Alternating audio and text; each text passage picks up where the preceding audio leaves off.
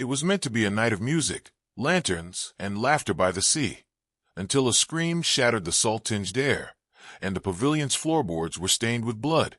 While the crowd fled in panic, one elderly woman in a lace shawl stayed perfectly still. Miss Marple had just recognized the pattern of a murder long rehearsed.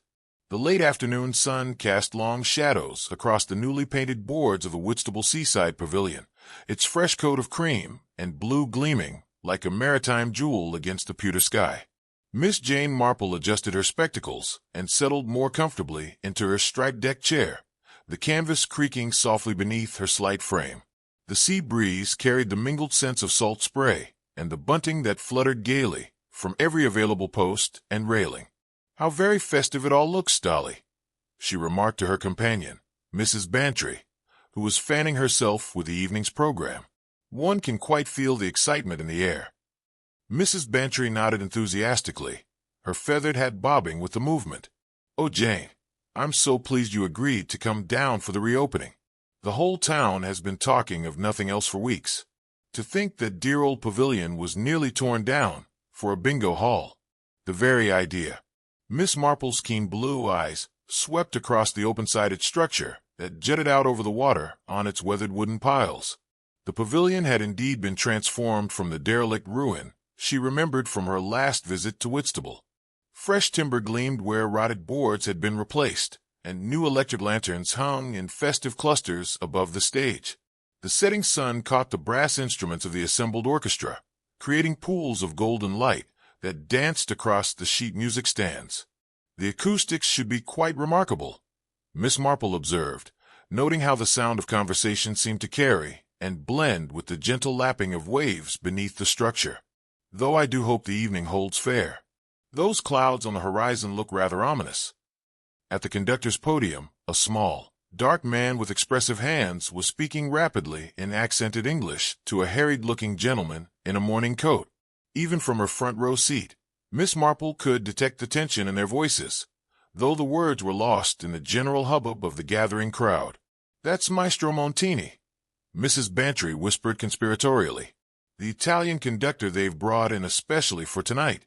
Frightfully temperamental, by all accounts. And that's Mr. Drummond beside him, the impresario who's taken on the pavilion. Rather brave of him, considering the enormous loan he's had to secure." Miss Marple studied the two men with interest. Maestro Carlo Montini was indeed a striking figure, his silver hair swept dramatically back from a high forehead, his dark eyes flashing as he gestured toward the orchestra. Mr. Cedric Drummond, by contrast, appeared the very picture of English respectability, though there was something in his manner that suggested considerable anxiety beneath the composed exterior. "He seems rather overwrought, the maestro," Miss Marple murmured. "Oh, you should have heard him this afternoon during rehearsal," said a pleasant voice behind them. Miss Marple turned to see a young woman with auburn hair tucked neatly beneath a modest cloche hat. She carried a cello case and wore the serious expression of a dedicated musician. "I do beg your pardon," the young woman continued, coloring slightly. "I couldn't help overhearing. I'm Betty Fawcett. I'm playing with the orchestra tonight." "How exciting for you, my dear," Miss Marple said warmly. "Your first professional engagement." "Oh, goodness, no," Betty replied with a laugh. "Though it is rather special for me. You see, my grandfather built this pavilion originally, back in 1898. My family owned it until just after the war, when we had to sell. I never dreamed I'd be performing here again." Mrs. Bantry leaned forward with interest. "How wonderful that you should be part of its resurrection, though I imagine it must be rather bittersweet." Betty's expression grew thoughtful. "In a way, yes, though I'm grateful it's been saved. Mr. Hathor certainly had very different plans for the site." "Hathor?" Miss Marple inquired gently. "Giles Hathor, the concert agent. He's been trying to buy the pavilion for months, wanting to tear it down for some sort of amusement arcade. Frightfully modern, all flashing lights and mechanical noise. He was quite put out when Mr. Drummond secured the lease instead." Miss Marple's attention was drawn to a figure near the back of the pavilion, a tall man in an expensive suit who seemed to be surveying the proceedings with considerable displeasure. His narrow, aristocratic features were set in lines of barely concealed irritation as he spoke to a small group of local dignitaries. "I believe that must be Mr. Hathor now," she murmured to Mrs. Bantry. "Indeed it is," Betty confirmed, following her gaze. "He's still hoping Mr. Drummond will fail, I'm afraid. Some people simply cannot bear to see others succeed where they have not." A sharp crack from the public address system drew their attention back to the stage, where a capable-looking woman in navy trousers was adjusting one of the microphones. Her movements had the precise efficiency of someone accustomed to technical work, and Miss Marple noticed the small anchor tattoo on her wrist as she reached up to test the equipment. "That's Elsa Tim, our stage electrician," Betty explained. "Marvelous with anything electrical. She served in the Navy during the war, working with radio equipment. Mr. Drummond was terribly lucky to find someone with her skills willing to work for what he could afford to pay." Miss Marple watched with interest as Elsa Tim moved between the various electrical connections with practiced ease. The woman's face bore the weathered look of someone who had spent considerable time at sea, and there was something in her manner that suggested a certain guardedness, as though she were perpetually assessing potential threats. "Ladies and gentlemen," Mr. Drummond's voice suddenly rang out over the public address system, causing a general stirring among the assembled audience. "If you would please take your seats, we shall begin this evening's gala performance in just a few moments." As the crowd settled into expectant silence, Miss Marple found her attention caught by something that seemed oddly out of place. Behind the brass section, partially hidden by music stands and the controlled chaos of an orchestra preparing to perform, a length of copper earthing cable lay coiled in an untidy heap. It struck her as peculiar that such an obviously safety-conscious electrician as Miss Tim would leave any equipment in such a careless state. The evening breeze freshened, carrying with it the salt tang of the rising tide and the distant cry of seagulls wheeling over the darkening water. Miss Marple pulled her light shawl more closely about her shoulders and settled back to enjoy what promised to be a memorable evening of music by the sea. Maestro Montini raised his silver baton, and an expectant hush fell over the pavilion as the sun began its final descent toward the horizon. The first half of the concert had proceeded without incident, the strains of Elgar and Vaughan Williams floating out over the darkening waters of the Thames estuary. Miss Marple had found herself genuinely moved by the quality of the performance, particularly young Betty Fawcett's sensitive cello work during the Enigma variations. The pavilion's acoustics were indeed remarkable, as she had predicted, the open structure allowing the music to blend harmoniously with the natural sounds of wind and wave. During the interval, she had taken a brief stroll along the boardwalk with Mrs. Bantry, noting with some concern the gathering storm clouds on the horizon. The wind had picked up considerably, causing the bunting to snap and flutter with increasing violence, and she had been grateful to return to the relative shelter of her deck chair as the second half commenced. Now, as the sun touched the horizon in a blaze of orange and gold, Maestro Montini stepped once more to his podium. The closing piece was to be a rousing rendition of Rule Britannia, chosen, no doubt, as a patriotic flourish to mark the pavilion's triumphant return to life. The audience stirred with anticipation, and Miss Marple noticed several gentlemen removing their hats in preparation for what would undoubtedly be a spirited sing-along. The maestro's silver baton caught the last rays of sunlight as he raised it high above his head. His dark eyes swept across the orchestra with a commanding presence that had made him famous throughout Europe. For a moment, he held the pose, building the tension, and then brought his arm down in a decisive, dramatic gesture. The amplified sound of the downbeat cracked through the evening air like a gunshot, and Miss Marple saw several members of the audience start in their seats. But almost immediately, something went terribly wrong. A brilliant blue flash arced from the metal music stand before the conductor, and Maestro Montini's body went rigid, his baton frozen in midair. For what seemed an eternity, but could only have been seconds, he stood thus, his face contorted in an expression of shock and pain. Then, as if in slow motion, his knees buckled, and he collapsed to the wooden floor of the stage with a sickening thud. The orchestra faltered to a discordant halt, several musicians leaping to their feet in alarm. Screams echoed from the audience, and chairs scraped against the boards as people surged forward to see what had happened. Miss Marple found herself on her feet along with everyone else, her heart pounding with the shock of what she had witnessed. Stand back. Stand back, I say." The commanding voice belonged to Dr. Haydock, who was pushing his way through the crowd toward the stage. Miss Marple was not entirely surprised to see the familiar figure of St. Mary Mead's medical practitioner. She recalled Mrs. Bantry mentioning that he was holidaying somewhere along the coast. The doctor vaulted onto the stage with surprising agility for a man of his years and knelt beside the fallen conductor. Miss Marple watched his face intently as he conducted his examination, noting the way his expression grew increasingly grave as the seconds ticked by. "I'm afraid there's nothing to be done," Dr. Haydock announced finally, rising to his feet and addressing the hushed crowd. "The gentleman has suffered a massive cardiac arrest. Death would have been instantaneous."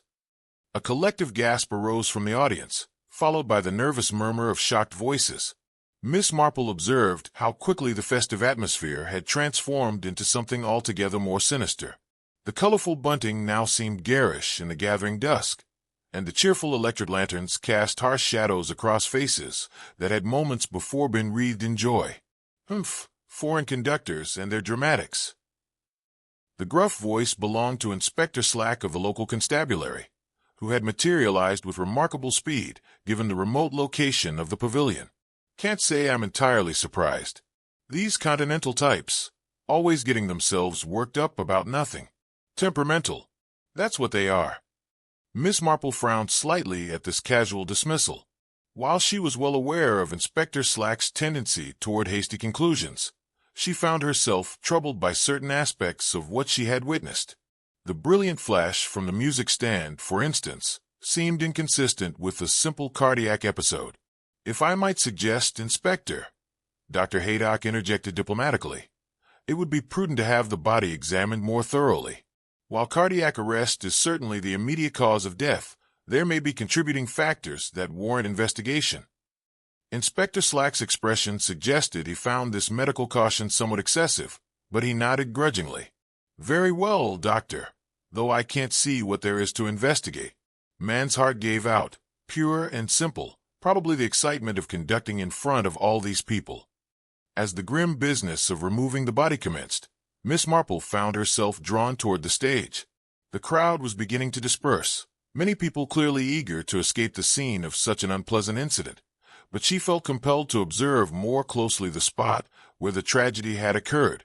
The metal music stand still gleamed under the electric lights, showing no obvious signs of damage. The sheet music for Rule Britannia lay scattered where it had fallen, and the silver baton rested on the boards a few feet from where Maestro Montini had collapsed. Everything appeared perfectly normal, yet Miss Marple's instincts told her that all was not as it seemed. Bending down with the pretense of retrieving her dropped program, she drew closer to the conductor's podium. As she did so, a faint but distinctive odor reached her nostrils, the sharp, clean scent of ozone that follows a lightning strike.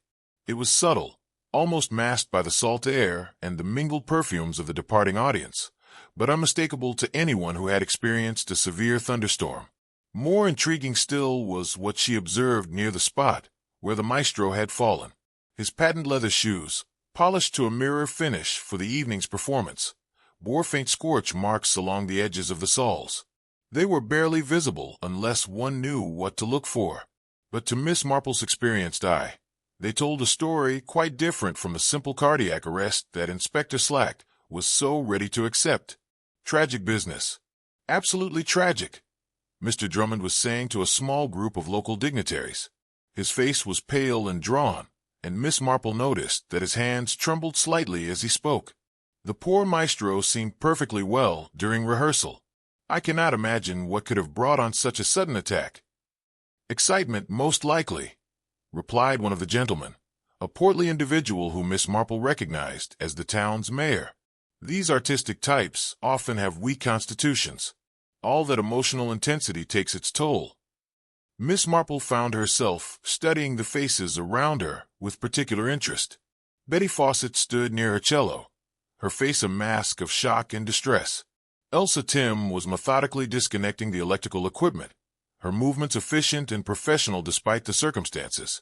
Giles Hather remained at the back of the pavilion, his expression unreadable, but his posture suggesting a man who was perhaps not entirely displeased by the evening's turn of events. As the crowd continued to thin, Miss Marple made her way quietly to where Mrs. Bantry stood in conversation with several other ladies. "Such a dreadful shock, Jane," her friend murmured. "To think that poor man should die so suddenly, and on what should have been such a triumphant evening." "Indeed," Miss Marple replied softly, her eyes still scanning the scene before them, "though I cannot help but wonder whether the evening's events were quite as straightforward as they appear." Mrs. Bantry looked at her sharply. "Whatever do you mean?" Miss Marple adjusted her spectacles and gazed thoughtfully at the now silent stage. "Perhaps nothing at all, dear. But I have learned over the years that when something seems too simple, it very often proves to be far more complicated than one might initially suppose." The first drops of rain began to fall as the last of the audience made their way along the boardwalk toward the shore, bringing the ill-fated reopening of the Whitstable Seaside Pavilion to its melancholy close. The morning after the tragedy dawned gray and overcast, with intermittent showers that drummed against the windows of the Seahorse Inn, where Miss Marple and Mrs. Bantry had taken rooms for their seaside holiday. The cheerful bunting that had decorated the pavilion the previous evening now hung limp and bedraggled in the persistent drizzle, a melancholy reminder of how quickly celebration could turn to sorrow. Miss Marple had risen early, as was her custom, and after a solitary breakfast in the inn's small dining room, she found herself drawn back toward the scene of the previous evening's events. The pavilion stood silent and deserted in the morning light, its bright paint looking somehow less festive under the leaden sky. Yellow police tape fluttered across the entrance, though she noted that no constable had been posted to guard the scene. She was not entirely surprised to encounter Betty Fawcett making her way along the boardwalk, carrying her cello case, with obvious difficulty. The young woman's face was pale and drawn, suggesting she had slept as poorly as Miss Marple herself. "Miss Marple," Betty called out, setting down her case to wave. "I didn't expect to see anyone else about so early." "I find that a morning walk often helps to clear one's thoughts after a distressing experience," Miss Marple replied kindly, approaching the young musician. "I trust you are feeling somewhat better today." Betty's smile was wan. "Not really, I'm afraid. I keep thinking about poor Maestro Montini, such a vital man, so full of passion for his music. It seems impossible that he should be gone so suddenly." "Indeed. You were packing away your instrument when it happened, I believe." "Yes. We had just finished the first half of the program. I always pack my cello away during intervals to protect it from the sea air." Betty paused, her brow creasing with puzzlement. "Though I must say, the strangest thing has happened this morning." Miss Marple's attention sharpened. "Oh, well, when I opened my case to check that everything was secure before bringing it back to my lodgings, I found the most peculiar thing." Betty set down the case and opened it carefully, revealing the gleaming instrument nestled in its blue velvet lining. "Look here, Miss Marple. Sand. Quite a lot of it, actually." Miss Marple bent forward to examine the interior of the case more closely. Indeed, there was a fine sprinkling of sand scattered across the velvet, particularly concentrated around the scroll end of the cello. What struck her immediately was the unusual color, not the golden sand one typically found on the beaches of Kent, but a much darker, almost black variety. "How very odd," she murmured, taking out her small magnifying glass for a closer inspection. "Are you quite certain the case was closed during the performance?" "Absolutely certain," Betty replied firmly. "I'm extremely careful about that. The salt air can be terribly damaging to the varnish, and this is a rather valuable instrument. I inherited it from my grandfather." "The same grandfather who built the pavilion?" "Yes, indeed. He was quite accomplished musically, though he made his fortune in shipping." Betty's expression grew more puzzled as she stared at the sand. "I simply cannot understand how this could have happened. I practiced on the pier earlier in the day, but I'm quite certain my case never touched the ground." Miss Marple carefully extracted a small sample of the sand with her fingernail, examining it closely through her magnifying glass. The grains were indeed remarkably dark, with an almost metallic sheen that was quite unlike ordinary beach sand. "Might I take a small sample to examine more closely?" she asked politely. "Of course, though I can't imagine what you hope to discover." Betty watched as Miss Marple carefully wrapped a few grains in her handkerchief. Do you think it might be important somehow? In my experience, my dear, it is often the smallest and most seemingly insignificant details that prove to be the most revealing. Miss Marple straightened up, her keen eyes taking in the various structures along the waterfront. Tell me, where exactly did you practice yesterday? Betty pointed toward the end of the pier, where a small shelter provided protection from the wind. Just there in the bandstand. I find the acoustics quite good for practice, and it's usually quiet during the day. Miss Marple nodded thoughtfully. The distance from the pier to the pavilion was considerable, and she could see no obvious way that sand from one location could have found its way into a closed instrument case at the other. More intriguingly, the sand on the pier appeared to be the normal golden variety, quite different from the dark specimen she had observed in Betty's case. I don't suppose you recall seeing anyone near your case during the evening? Miss Marple inquired gently. Betty considered this carefully. Well, naturally there were people moving about during the interval. Members of the orchestra, of course, and Mr. Drummond was on the stage several times, checking various arrangements. Miss Tim was adjusting the electrical equipment. She paused, frowning slightly. Come to think of it, I did notice someone crouched down near where the instruments were stored, but I assumed it was one of the musicians making an adjustment. Someone you didn't recognize? I'm afraid I didn't get a clear look. It was during the interval, and there was quite a lot of activity. People were moving about, refreshments were being served. I thought nothing of it at the time. Miss Marple made a mental note of this information while continuing to study the peculiar sand. Its dark, almost coal-like appearance suggested it was not naturally occurring beach material, but rather something that had been processed or contaminated in some way. I wonder, she mused aloud, whether you might show me exactly where you practiced yesterday.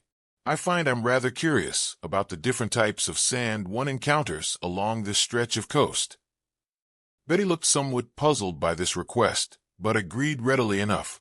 As they made their way toward the pier, Miss Marple found herself studying the various structures that dotted the waterfront. The pavilion, perched on its wooden piles above the high tide mark, was the most prominent, but there were also several smaller buildings, a refreshment kiosk, a fisherman's hut, and what appeared to be a small workshop or storage facility. The pier itself was a modest affair, extending perhaps 50 yards into the estuary. The bandstand where Betty had practiced was indeed well positioned for acoustics, with curved walls that would reflect and focus the sound. The sand here was the expected golden color, fine and clean, bearing no resemblance to the dark material they had found in the cello case. Most curious, Miss Marple murmured, kneeling to examine the pier's construction more closely. The wooden planking was old but well maintained, and she could see no obvious source for the unusual sand. And it was as they were making their way back toward the inn that Miss Marple's attention was caught by something she had not noticed during her earlier examination of the waterfront. Beneath the pavilion itself, where the wooden piles disappeared into the water at high tide, there was a distinct discoloration of the sand and shingle. The material here was indeed much darker than elsewhere, with the same metallic sheen she had observed in Betty's case. Coal slag sand, she murmured to herself, recognizing it now. It was a byproduct of industrial processes, often used as fill material in coastal construction projects. The pavilion's piles would have been driven deep into such material when the structure was originally built, and the constant action of tides and weather would have brought it to the surface in the immediate vicinity. I beg your pardon? Betty asked, following Miss Marple's gaze toward the pavilion's foundations. Oh, nothing of great importance, my dear. Merely observing the different geological formations one encounters along the shore.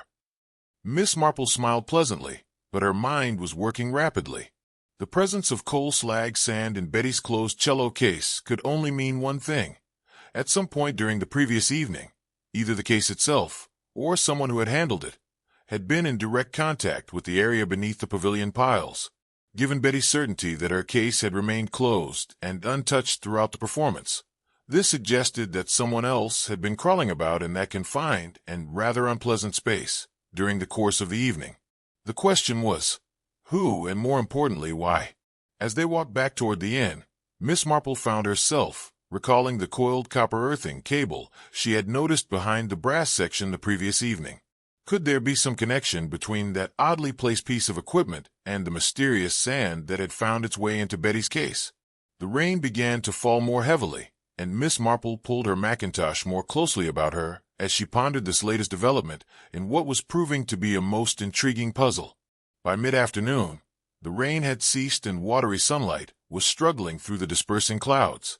Miss Marple had spent the morning hours in quiet contemplation, seated in the inn's comfortable lounge with her knitting, but her thoughts had been far from the simple pattern of the cardigan she was creating for her great-nephew.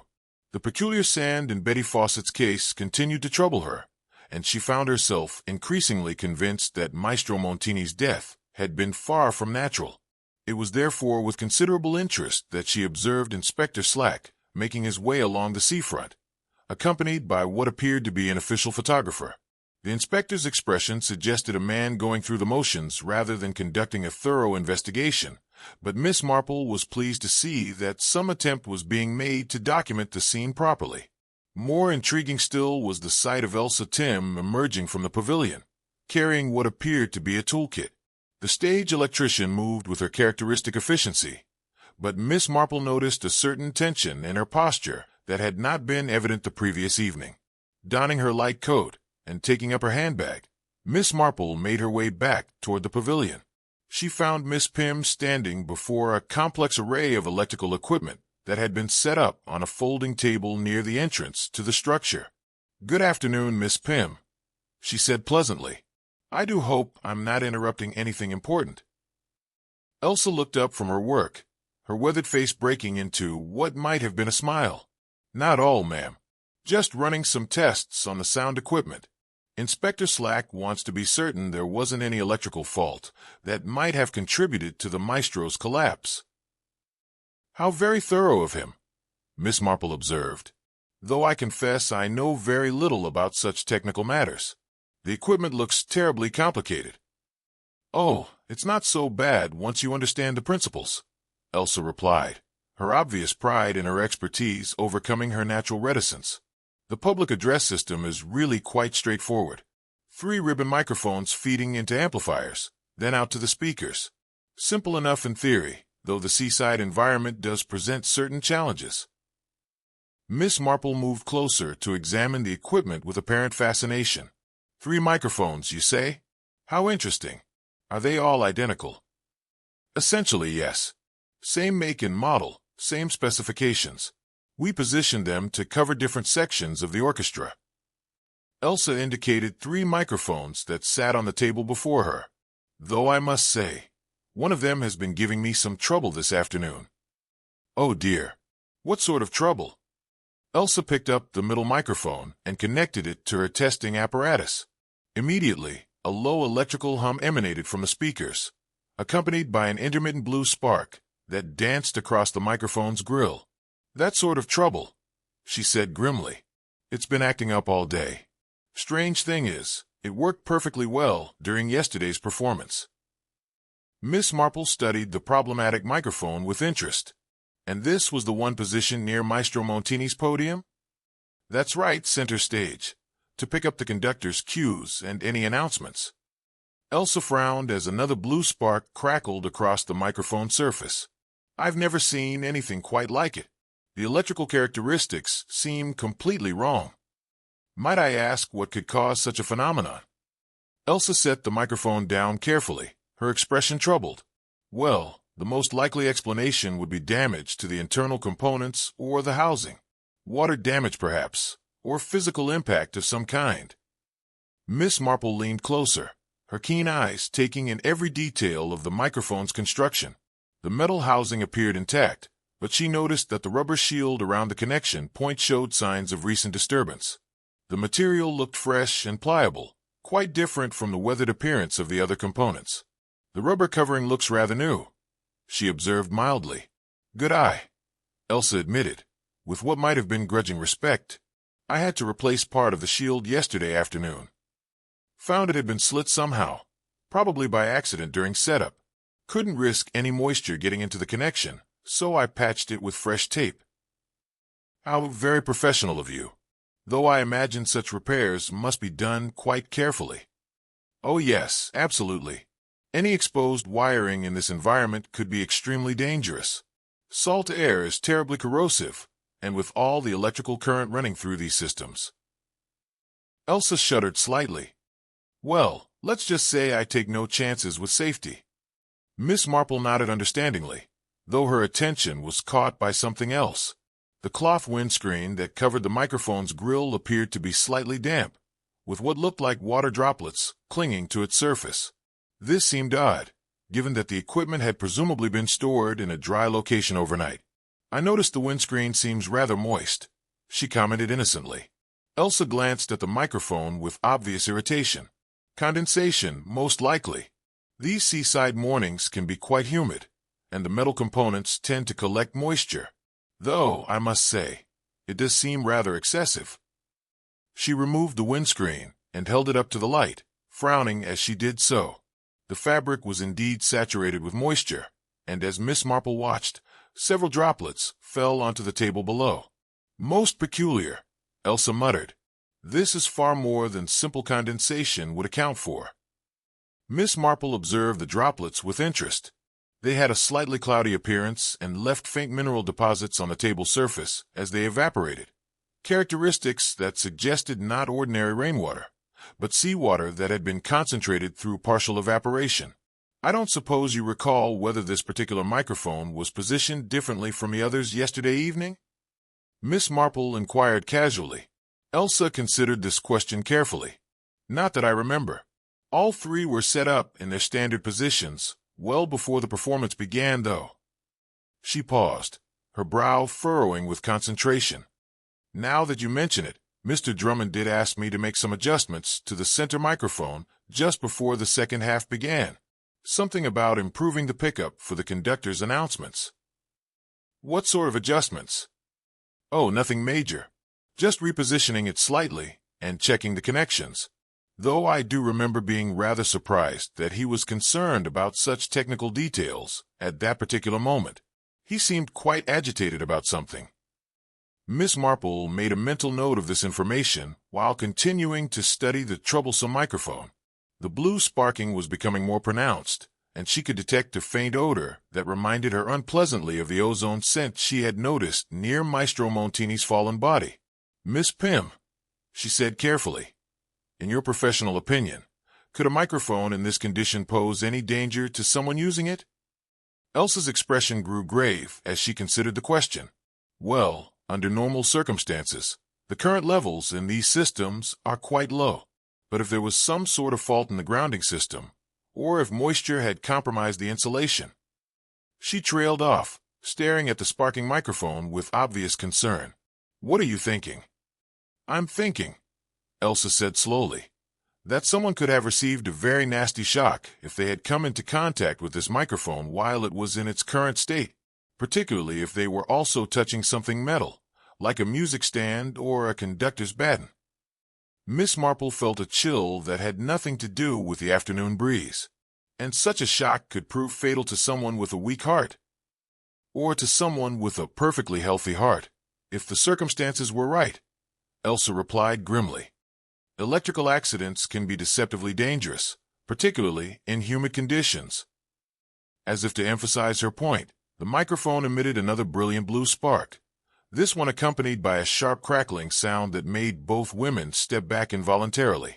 I think, MissMarple said quietly, that Inspector Slack should be informed of your findings as soon as possible.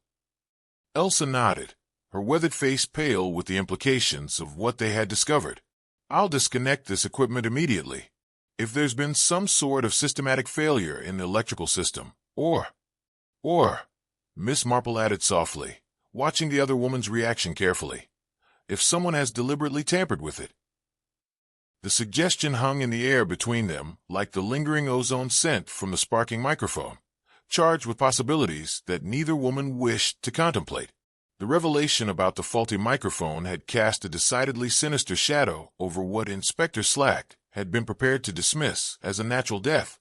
MissMarple was pleased to observe that even that worthy gentleman's habitual skepticism had been somewhat shaken by Elsa Pym's technical demonstration, though his subsequent investigation seemed to her rather perfunctory. It was while returning from her second visit to the pavilion that afternoon that Miss Marple made her next significant discovery. The morning's rain had given way to intermittent showers, and the recently repaired sections of the boardwalk gleamed wetly under the pale sunlight.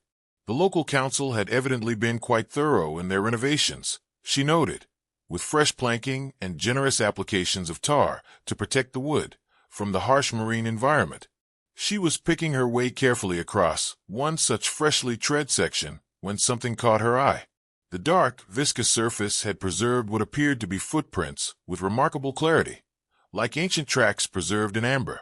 Most were the confused impressions of the previous evening's audience, overlapping and indistinct, but two sets stood out with startling clarity. Miss Marple paused, ostensibly to adjust her handbag, and studied the impressions more closely.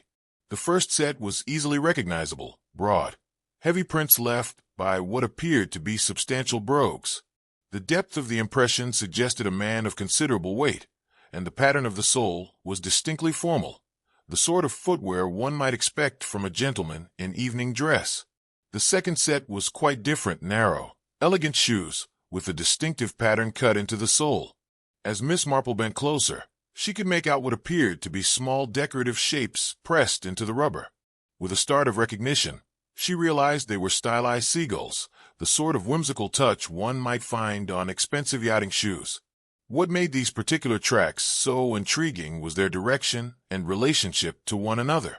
Both sets led from the main boardwalk toward a small building she'd not previously noticed, a modest structure tucked beneath the landward end of the pavilion that appeared to house some sort of electrical or mechanical equipment. The brass nameplate beside the door read, "Switch Room. Authorized personnel only."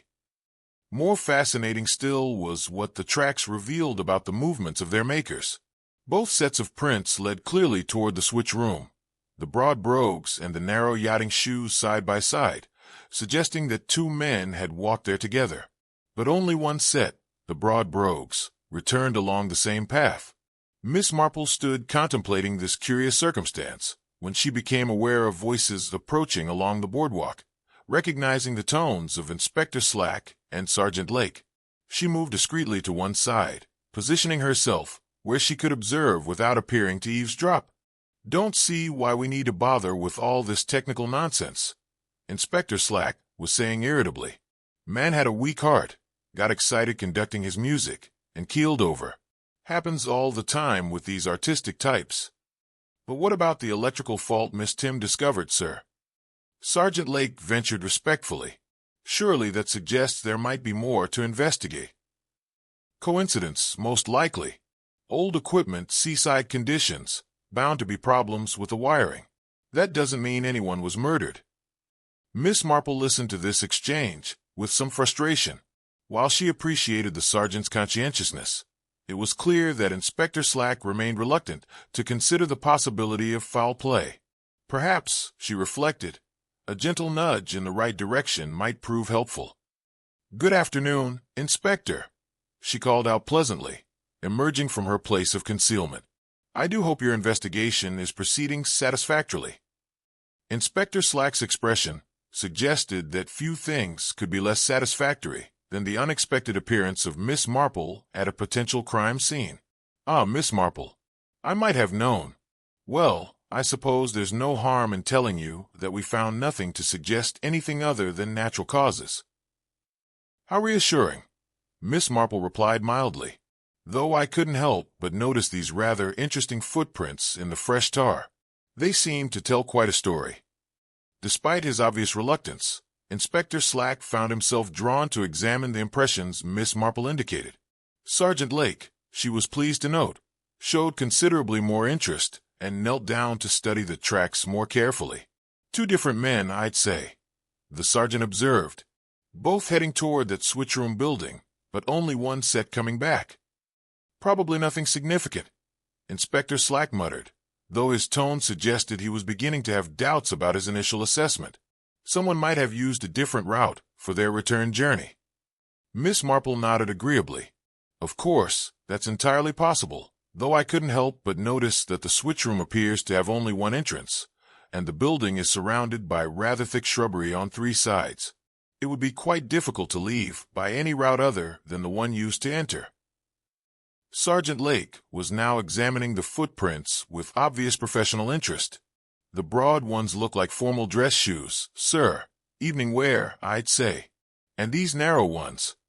He paused, studying the distinctive sole pattern. Those are yachting shoes, or I'm much mistaken. Expensive ones, too, by the look of them. Yachting shoes. Inspector Slack's skepticism was beginning to give way to genuine curiosity. Who around here would be wearing yachting shoes to a concert? MissMarple allowed herself a small smile. I believe Mr. Giles Hathaway is rather fond of sailing. I noticed him wearing nautical-themed footwear at yesterday evening's performance. Hathaway. The inspector's interest was now fully engaged. The fellow who wanted to buy the pavilion site. The very same. And if I'm not mistaken, those broader impressions might well belong to Mr. Drummond. He was wearing formal evening dress last night, and the size would certainly be consistent. Inspector Slack studied the footprints with renewed attention, his expression growing increasingly thoughtful. You're suggesting that Drummond and Hathaway visited the switch room together during the performance? I'm merely observing what the evidence appears to suggest, MissMarple replied diplomatically, though it does seem curious that only one of them returned by the same route. Sergeant Lake had produced a measuring tape and was carefully documenting the impressions. Should we speak to both gentlemen, sir? Ask them about their movements during the evening.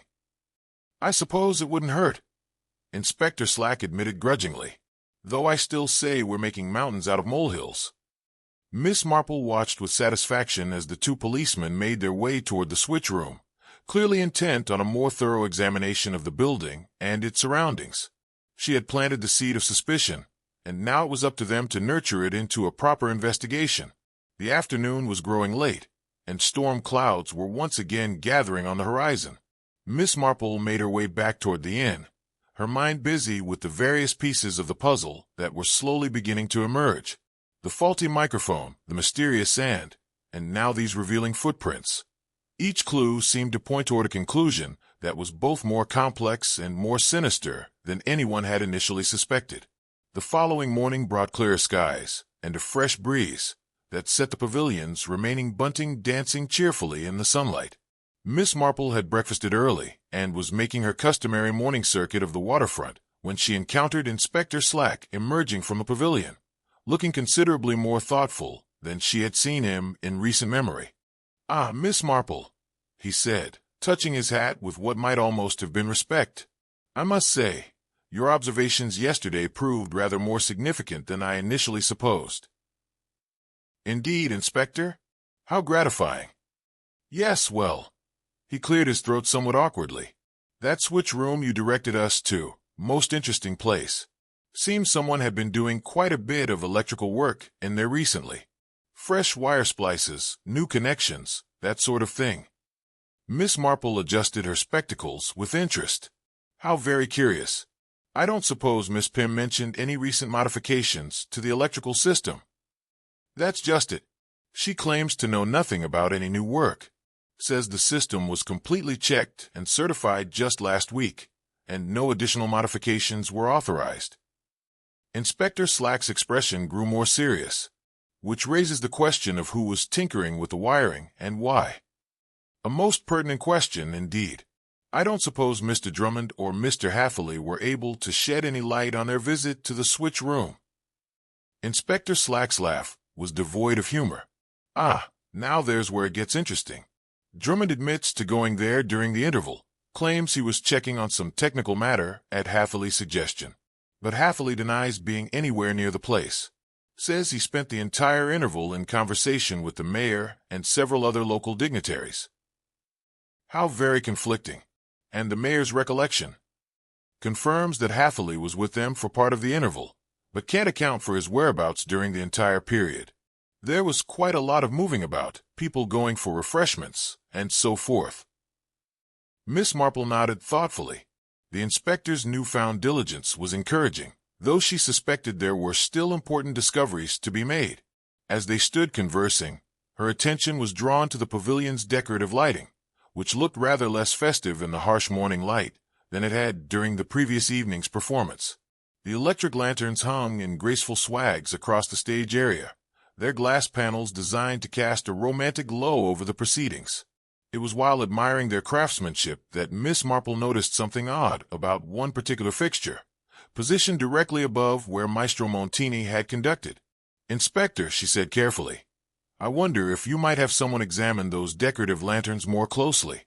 There appears to be something rather unusual about one of them." Inspector Slack followed her gaze upward, squinting against the morning sun. "They look perfectly ordinary to me.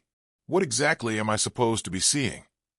"The third lantern from the left," Miss Marple indicated with her walking stick. "Unless I'm much mistaken, it appears to be missing its light bulb." The inspector studied the fixture more carefully, and Miss Marple was gratified to see his expression sharpen with interest. The lantern in question was indeed dark, its glass panels revealing an empty socket where a bulb should have been. "Sergeant Lake," Inspector Slack called to his subordinate, who was examining something near the water's edge, "bring that ladder from a storage shed, will you? We need to have a closer look at these lights." While they waited for the sergeant to return with the necessary equipment, Miss Marple continued her examination of the pavilion's overhead fixtures. The missing bulb was particularly intriguing because it was positioned directly above the conductor's podium, where it would have provided focused illumination for the sheet music and conductor's movements. "I don't suppose Miss Pym mentioned removing any bulbs for maintenance?" she inquired mildly. "As a matter of fact, I asked her about that very thing this morning," Inspector Slack replied. "She was quite definite that all the lighting was checked and confirmed working just before the performance began. Claimed she removed no bulbs at all."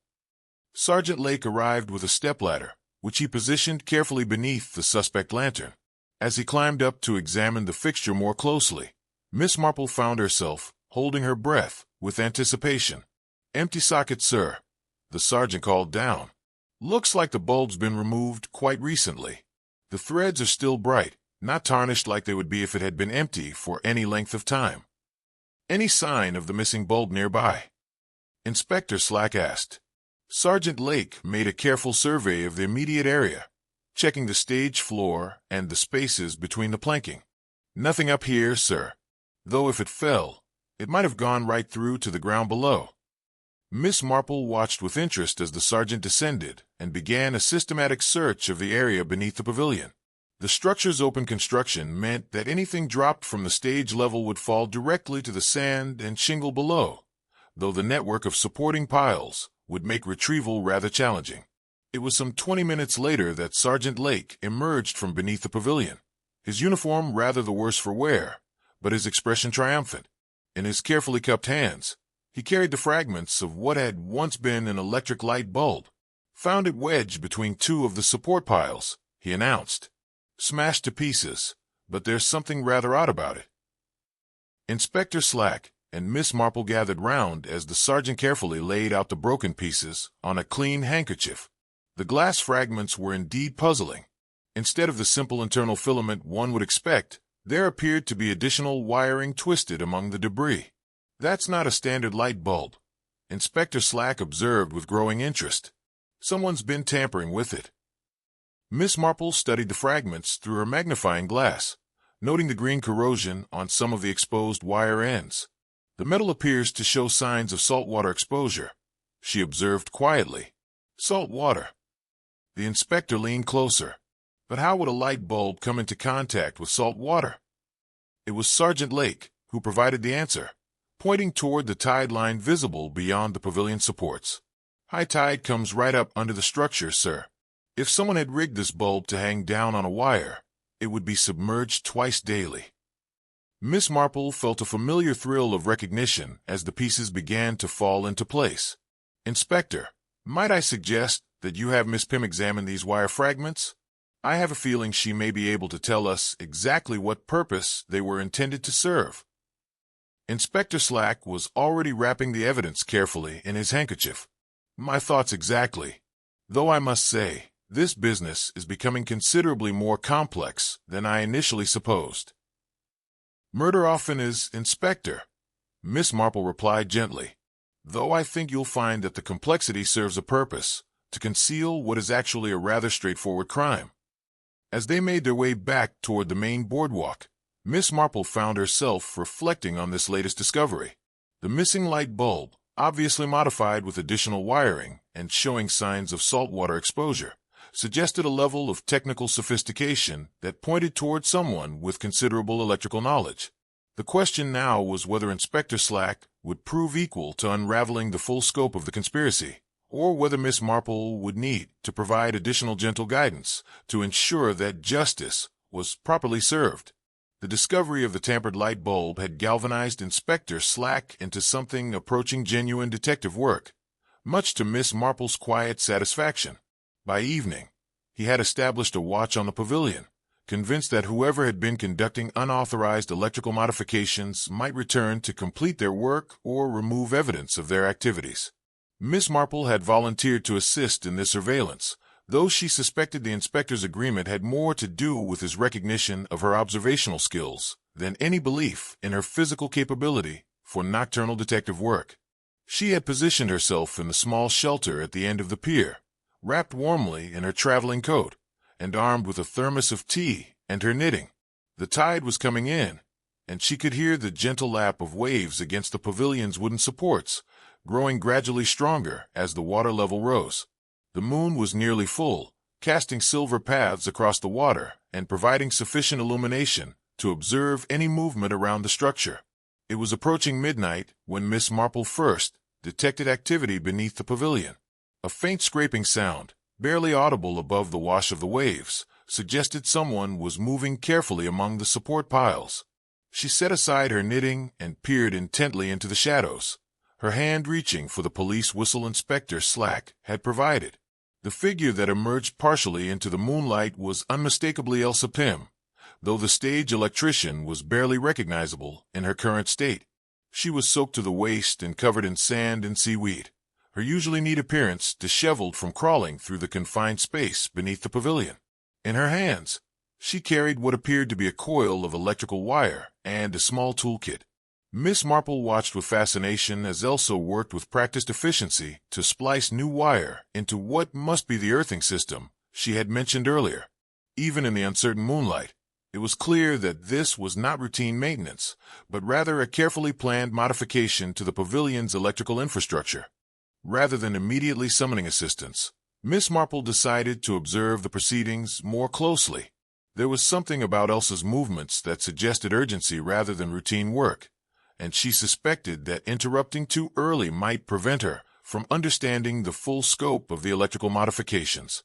It was at this moment that Sergeant Lake appeared from his concealed position near the shore, having apparently reached the same conclusion about the need for direct observation. MissMarple watched with some concern as the sergeant began to make his way carefully beneath the pavilion, clearly intent on apprehending Elsa in the act of whatever she was doing. The confined space beneath the structure made stealth nearly impossible, and Elsa became aware of the sergeant's approach before he could get close enough to detain her. She looked up from her work with obvious alarm, her weathered face pale in the moonlight. "Stay where you are, miss," Sergeant Lake called out firmly. "Police, I need to ask you some questions about what you're doing here." To MissMarple's surprise, Elsa made no attempt to flee. Instead, she straightened up as much as the low clearance would allow and faced the sergeant with apparent resignation. "I suppose it was bound to happen eventually," she said quietly, "though I had hoped to finish the repairs before anyone noticed." "Repairs?" Sergeant Lake moved closer, his flashlight illuminating the fresh wire splices and electrical connections. "What sort of repairs require you to be crawling about under here at midnight?" "Emergency earthing modifications," Elsa replied, gesturing toward the complex array of wiring she had been working on. "Mr. Drummond specifically ordered them after we had that electrical fault during rehearsal yesterday afternoon. Someone could have been seriously hurt if the grounding system had failed completely." MissMarple frowned at this explanation. She distinctly recalled that yesterday's rehearsal had proceeded without incident, and there had been no mention of any electrical problems until after Maestro Montini's death. Moreover, Elsa's current work appeared far more extensive than any simple repair would require. Sergeant Lake was evidently thinking along similar lines. Mr. Drummond ordered these modifications? When exactly did this conversation take place? Elsa hesitated, her eyes darting nervously between the sergeant and the complex wiring surrounding them. Earlier this evening, he was very concerned about safety, especially after what happened to the poor Maestro. I see. And these modifications required you to work during high tide, in the middle of the night, without informing the local authorities. The work couldn't wait, Elsa insisted, though her voice carried less conviction than before. The next high tide might have caused a complete system failure. I couldn't risk anyone else being electrocuted. From her vantage point on the pier, MissMarple could see that Sergeant Lake was not entirely convinced by this explanation. Moreover, she had noticed something that cast further doubt on Elsa's story. Among the tools scattered around the electrician's working area was the missing light bulb from the decorative lantern, or rather, what remained of it after being carefully reconstructed from its broken fragments. "Miss Tim," Sergeant Lake said carefully, "I'm going to have to ask you to accompany me to the station. There are some questions about your recent electrical work that need to be answered in rather more detail." Elsa's shoulders sagged with what appeared to be defeat. "I suppose there's no point in pretending anymore," she said wearily, "though I want you to know that I never intended for anyone to be seriously hurt." This admission sent a chill through MissMarple, confirming her growing suspicions about the true nature of Maestro Montini's death. She watched as Sergeant Lake carefully collected Elsa's tools and equipment, noting particularly his attention to a small container that appeared to contain seawater mixed with metal filings. "What's this for?" the sergeant asked, holding up the container. "Electrolyte solution," Elsa replied reluctantly, "for testing electrical conductivity under saltwater conditions." As the sergeant escorted his prisoner from beneath the pavilion, MissMarple made her own careful way down from the pier to meet them. The electrician's appearance in the full moonlight was even more revealing than it had been in shadow. Her clothes were not merely wet, but showed clear evidence of prolonged exposure to the coal slag, sand that lay beneath the pavilion's supports. "Miss Pym," MissMarple said gently, "might I ask whether your tool bag still contains the light bulb that was removed from the decorative lantern?" Elsa stared at her with obvious surprise, then slowly reached into her toolkit and withdrew the reconstructed bulb. Even in the uncertain light, it was clear that considerable effort had been expended in reassembling the broken pieces, though the additional wiring remained visible. "How did you know?" Elsa asked quietly. "The smell," MissMarple replied simply. "Hot salt water has a very distinctive odor, and your tools still carry traces of it. I suspect this bulb was submerged in seawater while connected to the pavilion's electrical system, creating the very electrolyte solution you've been working with tonight." Sergeant Lake examined the reconstructed bulb with obvious interest.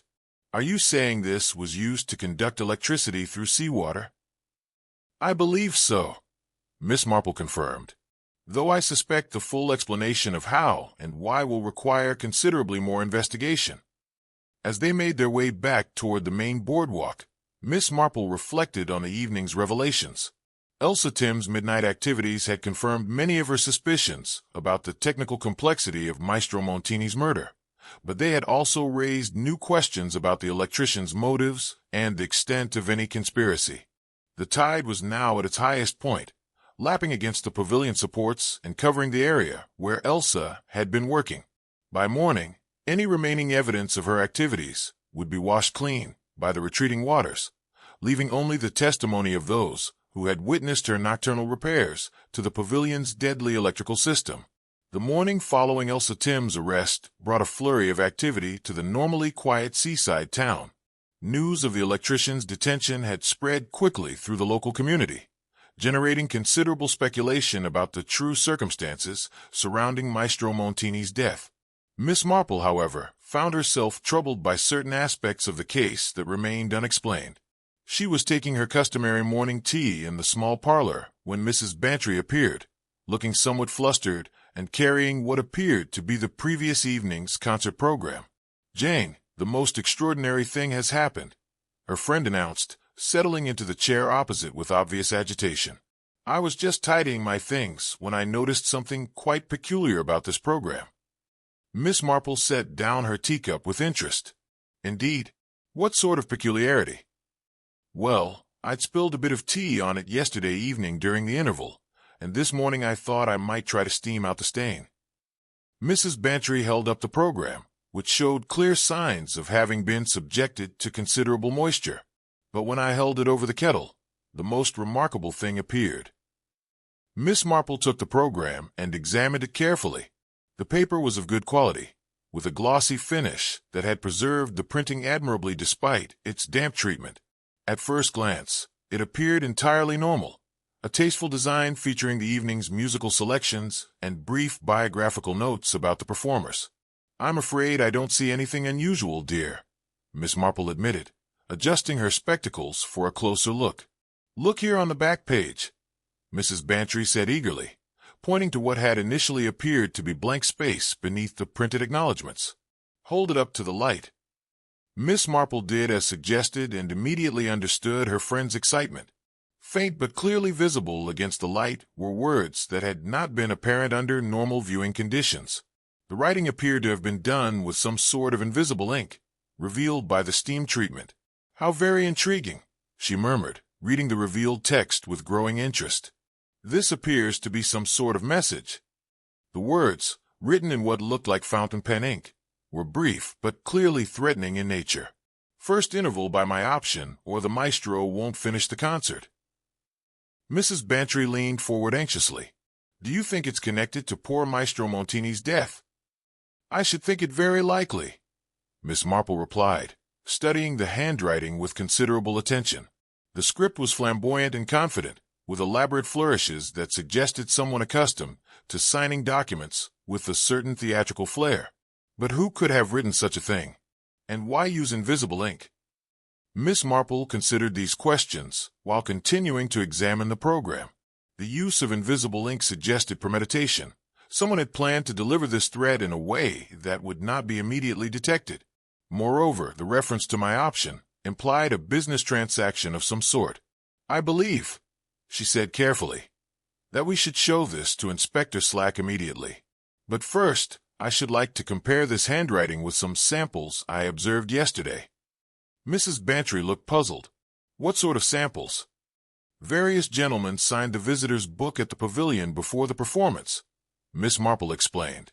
"I noticed several signatures while we were waiting for the concert to begin. One in particular struck me as rather distinctive. They made their way to the pavilion, where the visitors' book still lay open on its stand near the entrance. Miss Marple turned back through the pages until she found the entries from the evening of the concert. There, halfway down the page, was the signature she remembered, Giles Affley, written in the same elaborate, theatrical script that had appeared on the program. "Good heavens," Mrs. Bantry breathed, comparing the two samples. "They're identical, aren't they?"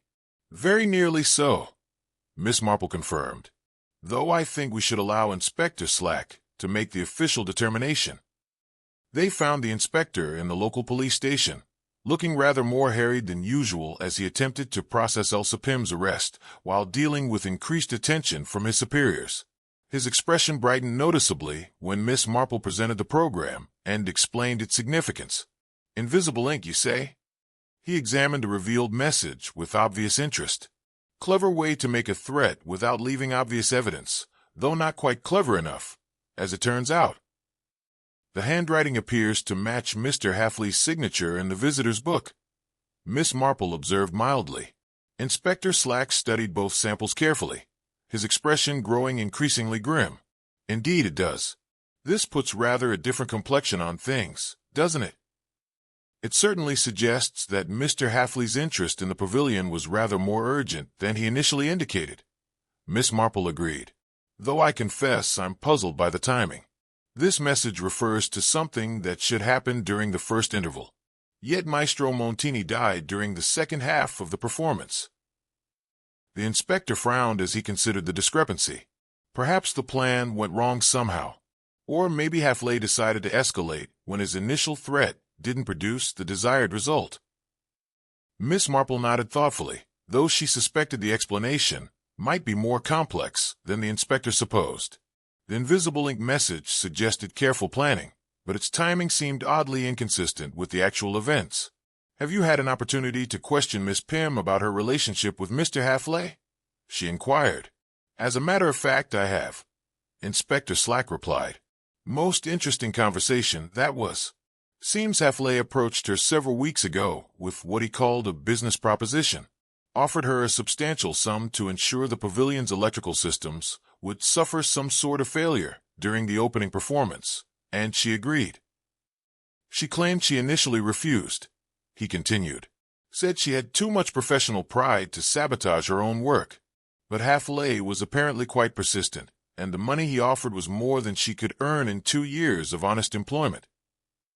Miss Marple absorbed this information with growing understanding. So the original plan was merely to create an electrical failure that would disrupt the performance and perhaps discredit Mr. Drummond's management. That's what she says. But she also admits that her resentment of Drummond's decision to hire foreign musicians instead of local talent made her more receptive to Halfley's suggestions than she might otherwise have been. And when did the plan change from mere sabotage to murder? Inspector Slack's expression grew grave. According to Miss Pym, that wasn't supposed to happen at all. She claimed she only intended to create a minor electrical fault that would frighten Montini, and perhaps cause him to refuse to complete the performance. But when she discovered that Halfley had modified her work to connect the system to live mains current instead of the low-voltage supply she had planned to use, she realized the consequences would be far more serious. Miss Marple felt the familiar satisfaction of seeing the pieces of a complex puzzle beginning to fall into place. So Mr. Halfley used Miss Pym's technical expertise to create the basic framework for his plan, then modified it without her knowledge to ensure a fatal outcome. "That appears to be the case," said Inspector Slack, though Miss Pym admits she should have realized what was happening when she discovered the unauthorized changes to the wiring. As they prepared to leave the police station, Miss Marple reflected on the implications of these revelations. The invisible ink message confirmed Halfley's direct involvement in the plot, while Elsa Tim's confession revealed the tragic escalation from simple sabotage to deliberate murder. Yet she sensed that important questions remained unanswered, particularly regarding the specific mechanism by which Maestro Montini had been electrocuted. The revelations about Giles Halfley's involvement had cast the investigation in an entirely new light. But Miss Marple found herself still puzzled by the precise mechanism of the conductor's death. While the conspiracy between Halfley and Elsa Tim was now clear, the actual method by which Montini had been electrocuted remained tantalizingly elusive. It was while Inspector Slack was preparing to arrest Halfley that Miss Marple requested permission to examine the conductor's personal effects, which had been carefully stored as evidence. The inspector, now considerably more receptive to her suggestions, readily agreed to this unusual request. "I'm particularly interested in examining the maestro's baton," she explained as they made their way to the evidence room. "It struck me as odd that such a valuable item should simply be left lying on the stage floor." Inspector Slack retrieved a manila envelope from the evidence locker and carefully emptied its contents onto the examination table. Maestro Montini's personal effects were few, but telling. His gold pocket watch, a pair of reading spectacles, several sheets of annotated sheet music, and the silver conductor's baton that had been his most prized possession. Miss Marple lifted the baton carefully, surprised by its weight. The silver shaft gleamed under the harsh electric light, its surface bearing the intricate engravings that marked it as a presentation piece of considerable value. What immediately caught her attention, however, was a small detail that had apparently escaped previous notice. "Inspector," she said quietly, "observe the end cap of the baton. Does anything strike you as unusual?" Inspector Slack leaned closer, studying the ornate silver finial that topped the conductor's implement. "It looks perfectly normal to me. Rather fancy work, actually." "Indeed it is. But notice how the threading appears fresh and bright, as though it had been unscrewed quite recently." Miss Marple held the baton up to the light, examining the joint between the main shaft and the decorative endpiece. The metal threads showed clear signs of recent disturbance, with tiny scratches that suggested the cap had been removed and replaced within the past few days. "Are you suggesting someone tampered with the maestro's baton?" Inspector Slack asked with growing interest.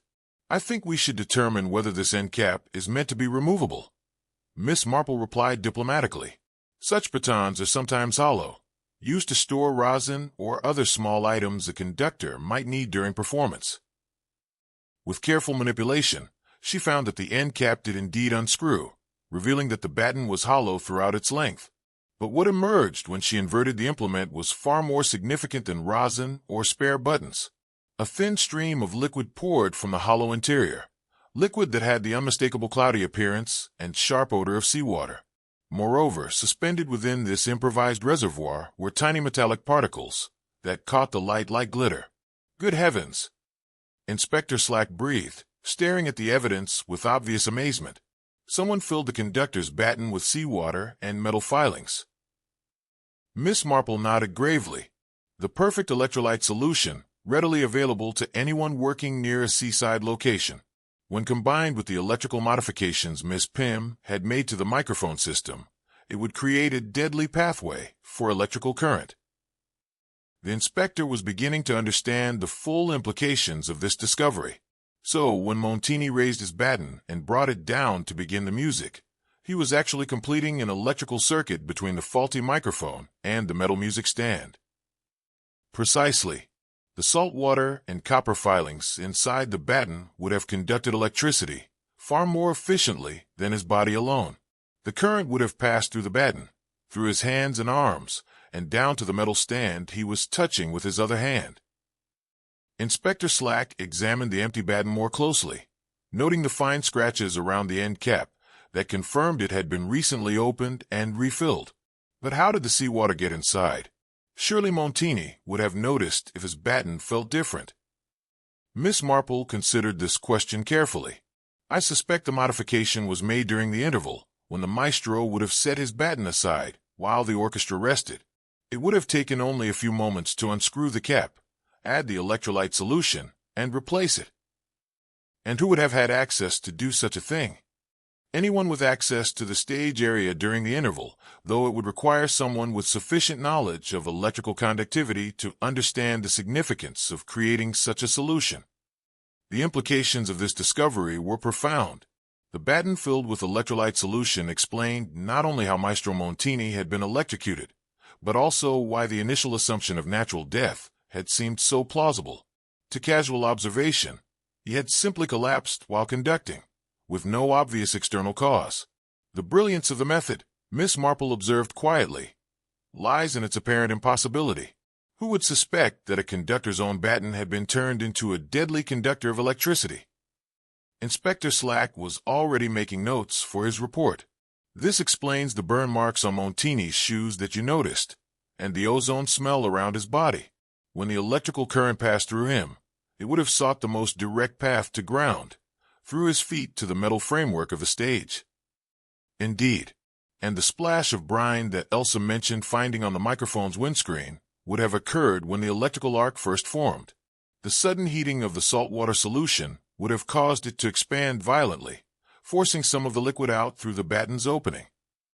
As they carefully repackaged the evidence, MissMarple reflected on the cold-blooded calculation required for such a murder. The killer had not only needed to understand the electrical modifications Elsa had made to the sound system, but had also required intimate knowledge of Maestro Montini's conducting habits and access to his personal equipment. "Inspector," she said thoughtfully, "I believe you'll find that Mr. Hather's background includes more than just concert promotion. A man who could devise such an elaborate electrical murder would need considerable technical knowledge. I'll have Sergeant Lake look into his background immediately," Inspector Slack replied. "Though I must say, MissMarple, without your observations about the baton, we might never have understood how the murder was actually accomplished." MissMarple adjusted her spectacles modestly. "The truth has a way of revealing itself, Inspector, provided one pays attention to the details that others might overlook. In this case, the very instrument of Maestro Montini's artistry became the instrument of his destruction." As they prepared to leave the evidence room, MissMarple found herself thinking about the tragic irony of the conductor's death. The silver baton that had helped him create beautiful music had been perverted into a tool of murder, its hollow interior turned into a reservoir of death, disguised as an object of artistic expression. The case was rapidly approaching its conclusion, but she sensed that one final revelation awaited. The complete exposure of the conspiracy that had transformed a simple business dispute into a carefully orchestrated murder. The arrest of Giles Heffley had been accomplished without drama, the concert agent submitting to Inspector Slack's authority with the resignation of a man who knew his elaborate scheme had finally unraveled. By the following morning, both conspirators were in custody, and Miss Marple found herself invited to witness the inspector's final reconstruction of the crime for the benefit of the local magistrate and other interested parties. The small group assembled on the pavilion included Dr. Haydock, Sergeant Lake, Mr. Drummond, Betty Fawcett, and Mrs. Bantry, all of whom had played roles, however unwitting, in the tragic events of 3 days past. The morning was clear and bright, with a fresh breeze that set the replacement bunting dancing cheerfully above their heads. "Ladies and gentlemen," Inspector Slack began, his manner considerably more confident than Miss Marple had previously observed, "I have asked you here to witness a demonstration of how Maestro Montini met his death, and to ensure that the full truth of this matter is properly understood." He gestured toward a collection of electrical equipment that had been carefully arranged on the stage, including the tampered microphone, samples of the modified wiring, and the Conductor's silver baton with its deadly contents. The murder of Carlo Montini was not a crime of passion, but a carefully planned and technically sophisticated operation designed to appear as natural death. It required the collaboration of two individuals, each contributing essential expertise to achieve their common goal of preventing the pavilion's successful reopening. Miss Marple watched with satisfaction as the inspector proceeded to outline the conspiracy with remarkable clarity. His investigation had revealed that Hatha possessed not only concert promotion experience, but also considerable knowledge of electrical systems, gained during his wartime service with the Royal Engineers. Mr. Heffley's plan was elegantly simple in concept. Inspector Slack continued. He would use Miss Pym's legitimate access to the pavilion's electrical systems to create a pathway for a lethal current, timing the fatal moment to coincide with the most dramatic portion of the evening's performance. The inspector demonstrated how Ella P.Y. had been persuaded to create what she believed was a harmless electrical fault in the conductor's microphone. Her modifications had included slitting the rubber shield and connecting the microphone to an earthing cable that ran beneath the pavilion, to a light bulb submerged in the rising tide. Miss Pym genuinely believed she was creating a minor shock that would merely frighten the maestro and disrupt the performance. Inspector Slack explained that she had calculated the electrical load based on the pavilion's normal low-voltage systems. But Mr. Heffley had other plans. Miss Marple interjected gently. He secretly modified the wiring to connect directly to the mains electrical supply, ensuring that any shock would prove fatal. The inspector nodded grimly. Precisely. While Miss Pym worked on the microphone modifications, Heffley used his access to the switch room to reroute the earthing cable from the safe, low-voltage system to the dangerous 110-volt main supply. Betty Fawcett looked puzzled. But how did they ensure the electrical current would reach Maestro Montini at exactly the right moment? That required the most ingenious part of their plan, Inspector Slack replied, holding up the silver conductor's baton. During the interval, Heffley gained access to the stage and filled this hollow baton with seawater mixed with copper filings, creating a perfect electrolyte solution. The demonstration that followed was conducted with elaborate safety precautions, using low-voltage equipment to illustrate the deadly mechanism without risk to the observers. When a replica baton filled with salt water was brought into contact with the modified microphone stand, a clear electrical pathway was established. When Maestro Montini raised his baton for the final downbeat, he unknowingly completed a circuit between the faulty microphone and the metal music stand. Inspector Slack explained, the salt water and copper filings in the baton conducted the electrical current through his body with devastating efficiency. Dr. Haddock nodded gravely. The electrical shock would have caused immediate cardiac arrest, exactly as I observed during my examination. The burn marks on his shoes and the ozone odor were caused by the electrical discharge seeking the quickest path to ground through the metal stage framework. Mr. Drummond, who had remained silent throughout the demonstration, finally spoke with obvious distress. To think that my dream of restoring this pavilion should have led to such tragedy. If I had never challenged Hatha's plans for the site, poor Montini would still be alive. "You must not blame yourself," MissMarple said kindly. "Mr. Hatha's determination to acquire this property at any cost was the true cause of this tragedy. Your vision of preserving the pavilion for community use was entirely admirable." Inspector Slack concluded his demonstration by explaining how the various pieces of evidence had led to the solution of the crime. The coal, slag, sand in Betty's cello case had come from Elsa kneeling beneath the pavilion while installing the underwater light bulb. The footprints on the boardwalk showed that Hatha had accompanied Drummond to the switch room during the interval, but had remained hidden there throughout the second half of the performance, ready to cut the power if Montini had capitulated to his earlier threat. The invisible ink message on the program confirms that Hatha initially hoped to achieve his goal through intimidation, the inspector noted. But when that failed to produce the desired result, he was prepared to proceed with murder. As the official party began to disperse, MissMarple found herself walking with Betty Fawcett along the now familiar boardwalk. The young cellist had been deeply affected by the revelation that her instrument case had inadvertently provided evidence of the crime. "I still cannot understand how people can be driven to such extremes by simple business disputes," Betty said sadly. "The pavilion meant so much to my family, but we would never have wished harm to come to anyone because of it. Greed has a way of corrupting even reasonable people," MissMarple replied thoughtfully. Mr. Halfley convinced himself that his commercial plans were more important than human life, while Miss P.Y. allowed her resentment over employment decisions to cloud her judgment about right and wrong. They paused at the entrance to the pavilion, where a small memorial wreath had been placed in honor of Maestro Montini. The structure looked peaceful in the morning light, its tragic associations beginning to fade as the community prepared to move forward. "There is some good news," Betty mentioned, with the first genuine smile MissMarple had seen from her since the tragedy. "Mr. Drummond's bank has agreed to forgive his loan in light of the circumstances, and my family has decided to donate a small legacy to establish a permanent fund for community concerts. The pavilion will survive, and it will serve the purpose my grandfather originally intended." MissMarple smiled warmly at this news. How very fitting. Beauty and music will triumph over greed and violence, as they should. As they made their way back toward the inn for a well-deserved breakfast, MissMarple reflected on the case's resolution. The tide and time had indeed waited for no man, but when greed had attempted to use them as conductors for murder, the current of truth had ultimately carried the guilt back to its source, ensuring that justice would finally be served.